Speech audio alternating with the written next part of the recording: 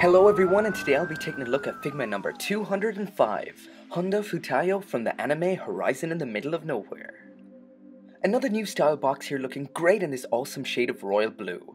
Moving around to the back of the box now, and so far this figure looks awesome. It seems like Max Factory has packed quite a few accessories into this small little box. So let's get it open and see what we've got.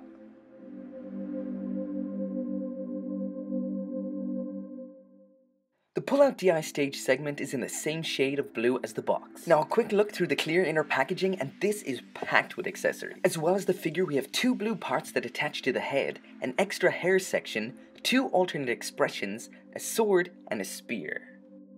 Around in this back section there's some other clear stands, effect parts, and some more parts for extending the spear. Open this up further, and in the clear bag you get the stand, the base, a rack of 8 alternate hands, more effect parts, and another alternate hand. Also in here we have this sheet which on one side lists the included parts, and inside shows you how to put everything together. And of course, there's the figure. Onto the aesthetics, and as I always say in a Figma review, this figure looks great. The colors, the details, the sculpt, and the paint all look great, but one thing that strikes me as odd is the length of the arms.